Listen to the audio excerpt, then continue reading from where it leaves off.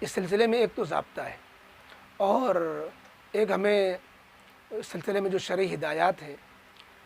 جو چیزیں شریعت میں ہمیں منع کی گئی ہیں اگر وہ فلموں میں ان کا استعمال کیا گیا ہے، مثلا میوزک سے روکا گیا ہے کہ یہ گانے باجے یہ نفاق دل میں پیدا کرتے ہیں، نبی کریم علیہ الصلاۃ والسلام کو آلات لہو مزامیر کو توڑنے اور ختم کرنے کے لیے بھیجا گیا، اور ہم کو لہو لعب میں غفلت میں ڈالنے والی چیزیں ہیں، تو یہ اگر جو ہے ڈراموں میں ساتھ میں چل رہی ہیں تو ہم ایسے ڈراموں کو نہیں دیکھ سکتے۔ اسی طریقے سے شریعت میں ہمیں نامحرموں کو دیکھنے سے منع کیا گیا ہے، نامحرم اجنبی لڑکیوں پر عورتوں پر نگاہ ڈالنے سے منع کیا گیا ہے، لہذا ڈراموں میں اگر یہ لڑکیاں شامل ہیں اور جو ہے ان کے گانے باجے چل رہے ہیں، ان کی تصویریں آ رہی ہیں، ایسے ڈراموں کو بھی نہیں دیکھ سکتے، خواہ کتنے ہی جو ہے تاریخی ہوں اور کتنے ہی اصلاحی ہوں۔ اسی طریقے سے ہمیں ایسی آوازوں سے بھی بچنے کا حکم ہے جو خواتین کی آوازیں ہوتی ہیں۔ تو غرض یہ کہ جن چیزوں سے ہمیں منع کیا گیا ہے، اگر ڈرامہ سازی میں فلم سازی میں ان چیزوں کا سہارا لیا گیا ہے، میوزک ہے، نامحرم عورتوں کی شمولیت ہے اور ناجائز گانے باجے ہیں، تو پھر ایسی فلموں کو ہم نہیں دیکھ سکتے، خواہ وہ کتنے ہی اچھے مقاصد کے لیے ہوں۔ اسی میں اس پر کو بھی جوڑ لیجئے کہ انبیاء کرام علیہ الصلاۃ والسلام کی تاریخ پر جو مبنی فلمیں بن رہی ہیں، حضرت موسیٰ علیہ السلام کو فرعون کو دکھایا گیا ہے، یوسف علیہ السلام کی داستان کو دکھایا گیا ہے، اس میں ایک بہت بڑی خرابی یہ ہوتی ہے دوسری خرابیوں کے ساتھ ساتھ کہ اس میں غیر نبی کو ایک نبی بنا کر بٹھا دیا جاتا ہے۔ یہ بہت بڑی نبی کا تقدس پامال ہوتا ہے، اور غیر نبی کو نبی بنا کر دکھانا یہ تو کفر کی بات ہے، کیونکہ نبوت ایک واہبی چیز ہے، جو غیر نبی ہے وہ نبی کسی طور پر ہو ہی نہیں سکتا، اس کو فرضی بنا کر دکھلانا، اس کو معصوم نبی کی جگہ پر کھڑا کر دینا، اور وہ کس جو اخلاق کا مالک ہوگا اور وہ دنیا میں کیسی زندگی گزارنے والا ہوگا، آپ نے اس کو نبی بنا کر دکھا دیا، یہ بہت بڑا گناہ ہے، بلکہ اس کو کفر تک لکھا ہے۔ لہذا انبیاء کرام علیہ الصلاۃ والسلام کی تصویروں کے ساتھ جتنی بھی فلمیں بنی ہوئی ہیں ان میں سے کسی فلم کو دیکھنا جائز نہیں ہے۔ یہی حال صحابہ کرام کا ہے کہ صحابہ کرام کے ساتھ فرضی تصویریں حضرت عمر کی تصویر بنا کے دکھلا رہے ہیں، حضرت عمر صدیق رضی اللہ تعالیٰ عنہ کی شکل دکھلا رہے ہیں، تو اس طرح کی جو فردی شکلیں بنا کر ڈرامے بنائے گئے ہیں وہ بھی جائز نہیں ہے، اور جن ڈراموں کے اندر یہ ناجائز چیزیں شامل ہیں ان ڈراموں کو بھی دیکھنا جائز نہیں ہے۔ یہاں یہ سوال ہوتا ہے کہ بہت سے ڈرامے بڑے بامقصد ہوتے ہیں، بڑے تاریخی ہوتے ہیں، بڑے معلومات افزا ہوتے ہیں۔ دیکھیے، کسی بھی جائز مقصد کو یا نیک مقصد کو حاصل کرنے کے لیے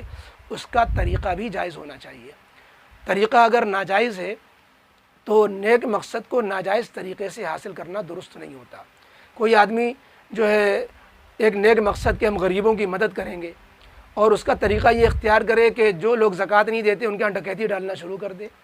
کہ تو مقصد تو نیک ہوا، لیکن اس مقصد نیک کو غریبوں کی مدد کو پورا کرنے کا جو طریقہ یہ اختیار کر رہا ہے وہ شریعت میں ناجائز ہے، کہ کسی کے مال کو اس کی اجازت کے بغیر لینا۔ تو اس لیے جتنی بھی فلمیں اس طرح کی ہیں جس میں ناجائز چیزیں آ گئی ہیں، ان فلموں سے ہمارے نوجوانوں کو پرہیز کرنا ہوگا، خواہ وہ کتنی ہی جو ہے معلومات افزا ہوں، کتنی مفید ہوں، کتنی تاریخی ہوں، انبیاء کے واقعات پر مشتمل ہوں۔ پھر ہم کون سی فلمیں دیکھ سکتے ہیں؟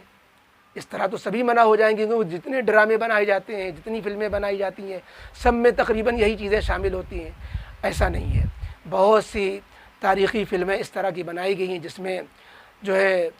زمینی مناظر کو دکھایا گیا ہے، بدر کو دکھایا گیا ہے، وہاں کے جگہوں کو، اور غزوہ احد کو مثلا وہاں کے پہاڑ کو، اور وہ دکھلایا گیا ہے۔ اس میں جو تصویریں ہوتی ہیں اس میں چہرہ نہیں ہوتا۔ بہت سے لوگوں نے احتیاط کے ساتھ اس طرح کی واقعات کو سمجھنے کے لیے، زمینی حقائق کو سمجھنے کے لیے، کیونکہ ایک سننا ہوتا ہے آڈیو کے ذریعے سے، اگر ہم اس کو ویڈیو کے ذریعے سے ہم دیکھ لیں کہ یہ غزوہ احد ہے جہاں ہوئی تھی، یہ پہاڑ ہے، یہ وہ درہ ہے جہاں سے دشمن چلے آئے تھے، اور یہ بدر کا میدان ہے، وہ کنواں ہے، تو اس طرح جو ہے چیزوں کو دیکھ لینے کے بعد جو بصیرت ہوتی ہے اور سمجھنے میں آسانی ہوتی ہے، اس کا سہارا لیا جا سکتا ہے۔ اسی طریقے سے ہمیں جانوروں سے متعلق حقائق کو سمجھنے میں،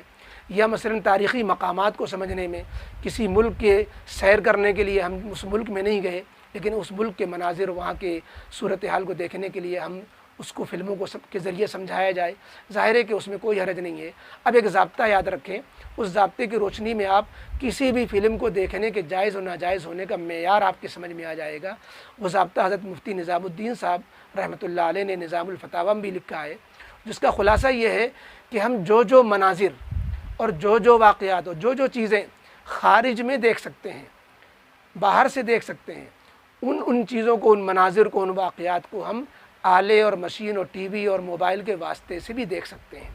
اب ہم یہ اس ضابطے کو سامنے رکھ کے دیکھ لیں، ہم کون سی چیز خارج میں ہمارے لیے دیکھنا جائز ہے، آپ اس کو اس ٹی وی اور مشین کے آلے سے بھی دیکھ لیں، موبائل سے بھی دیکھ لیں، اور جن چیزوں کا دیکھنا جائز نہیں ہے تو اس کو ہم موبائل میں اور فلموں میں اور ڈراموں کی شکل میں بھی اس کو نہیں دیکھ سکتے۔ اس ضابطے کو سامنے رکھ کر کے آپ ہر فلم کا حکم نکال سکتے ہیں۔